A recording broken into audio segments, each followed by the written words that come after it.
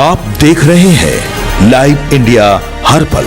नमस्कार, आप देख रहे हैं लाइव इंडिया हर पल। मैं हूं आपके साथ रेखा मिश्रा। दहेज आखिर कब तक, ये सवाल आज हर एक महिला पूछ रही है और साथ ही हर वो पिता पूछ रहा है जो आए दिन अपनी बेटियों की शादी के लिए दहेज जो है वो देता नजर आता है। कई बार ऐसे भी मामले सामने आते हैं जब दहेज देने के बाद भी बेटियां जो है वो दहेज की बलि चढ़ जाती हैं और परिवार के पास और साथ ही इस पूरी दुनिया में कई सारे सवाल छोड़ जाती हैं। ऐसा ही मामला जो है वो भोपाल में सामने आया है और दिल्ली के ग्रेटर नोएडा में भी सामने आया है। यानी कि भोपाल की ट्विसा के बाद नोएडा के दीपिका की संदिग्ध मौत ने देश को झकझोर दिया है। और एक तरफ जहां ट्विसा शर्मा की संदिग्ध मौत चैट में मानसिक शारीरिक प्रताड़ना की बात सामने आ रही है, वहीं 1 करोड़ का दहेज और फॉर्च्यूनर देने के बाद भी 24 साल की दीपिका को छत से कूदने जैसी खबरें हर परिवार का दिल दहला रही है। आखिर आलीशान घरों और रसूख के बाद भी हमारी बेटियां इतनी बेबस और असुरक्षित क्यों हो रही है, यह सवाल सभी के जेहन में है। दरअसल मध्य प्रदेश की राजधानी भोपाल से लेकर दिल्ली एनसीआर के ग्रेटर नोएडा तक बीते कुछ दिनों में आई 2 खबरों ने पूरे देश को झकझोर कर रख दिया है। यह खबरें सिर्फ 2 शादियों के टूटने की नहीं, बल्कि 2 हंसती खेलती युवा जिंदगियों के खौफनाक अंत की है।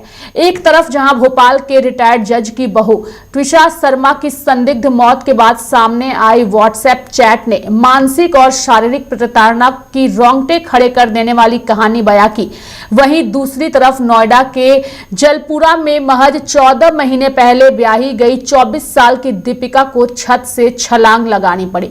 इन दोनों ही मामलों ने हर उस परिवार का दिल दहला दिया है जिनकी बेटियां आज पढ़ लिख कर अपने पैरों पर खड़ी है। इन घटनाओं को देखकर दिल दिमाग में एक ही सवाल लगातार आता है, आखिर हमारी बेटियां डिग्री, करोड़ों के दहेज और ससुराल के बड़े रसूख के बाद भी असुरक्षित क्यों हैं? रसूख और पैसा क्या सोने का पिंजरा बन गया है हमारी बेटियों के लिए? ये सवाल है। हम बड़े गर्व से कहते हैं कि जमाना बदल गया है। हम बेटियों को पढ़ा रहे हैं, उन्हें आसमान छूने के मौके दे रहे हैं, लेकिन कड़वा सच यह है कि शादी के बाजार में आज भी लड़कियों को उनकी काबिलियत से नहीं बल्कि मायके से मिलने वाले दहेज के तराजू पर तौला जाता है। भोपाल की ट्विसा हो या नोएडा के दीपिका, दोनों ही ऐसे परिवार से ताल्लुक रखती थी जहां पैसे या रुतबे की कोई कमी नहीं थी, लेकिन इन आलीशान घरों की चारदीवारी के पीछे जो चल रहा था उसे शायद ही कोई महसूस कर सकता था। यानी कि इसे घरेलू आतंकवाद के अलावा कोई और नाम दिया ही नहीं जा सकता। यह एक ऐसा सुनहरा पिंजरा है जहां बाहर से सब कुछ चमकीला दिखता है, लेकिन अंदर सिर्फ घुटती हुई सांसें होती है और इससे सुनने वाला कोई नहीं होता। जब एक 24 साल की हंसती खेलती लड़की जिसने अपनी जिंदगी के अभी ठीक से 2 दशक भी नहीं देखे छत से कूदने जैसा खौफनाक कदम उठाती है, तो इसे सिर्फ कमजोरी या आत्महत्या कहकर पल्ला नहीं झाड़ा जा सकता।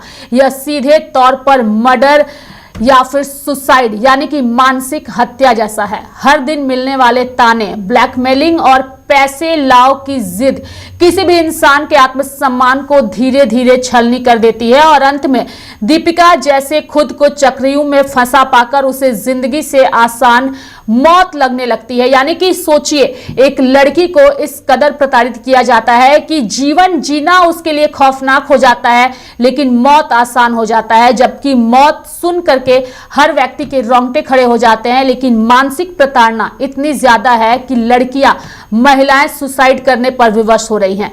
लोग क्या कहेंगे, एक जानलेवा डर है जो समाज को हर एक व्यक्ति के दिलो दिमाग में बैठा हुआ है। एक बड़ा सवाल मायके वालों पर भी उठता है। जब एक पिता बेटी की शादी में 1 करोड़ रुपए और फॉर्च्यूनर गाड़ी दे सकता है, तो वो अपनी प्रताड़ित होती बेटी को वापस अपने घर लाने का हौसला क्यों नहीं दिखा पाता? हमारे समाज का सबसे बड़ा रोग है लोग क्या कहेंगे।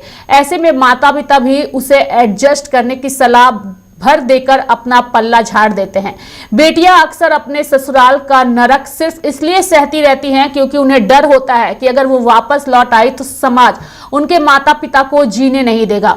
डोली उठाने के बाद अर्थी ही निकलेगी। इस रूढ़िवादी सोच को अब कचरे के डिब्बे में फेंकने का वक्त आ गया है और लड़कियों को अब समझना होगा कि शादी करने से पहले उन्हें 1 बार 2 बार 10 बार या 100 बार नहीं बल्कि मिलियंस बार सोचना होगा। जैसे सोशल मीडिया पर फॉलोअर्स आप मिलियंस में देखते हैं, वैसे ही शादी करने से पहले डियर लड़कियों, आप लोग जरूर सोचिएगा और उसके बाद ही फैसला लीजिएगा कि शादी आपको यहां करना है या नहीं करना है।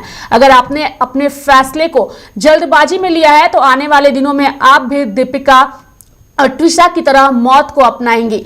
यानी कि अगर आप शादी करती हैं तो आप शोहरत देखिए, सूरत भी देखिए, लेकिन सबसे पहले सीरत देखिए। अगर सीरत अच्छी है तो शोहरत हो या ना हो आपका जीवन कट जाएगा, अगर सूरत हो ना हो तब भी जीवन कट जाएगा, लेकिन अगर सीरत ही नहीं है तब जीवन काटना मुश्किल हो जाएगा।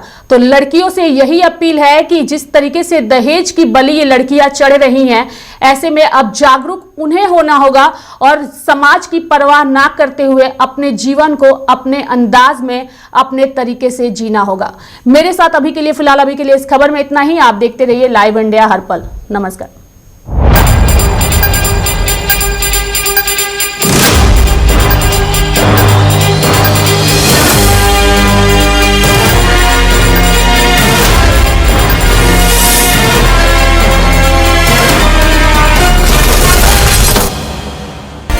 आप देख रहे हैं लाइव इंडिया हर पल।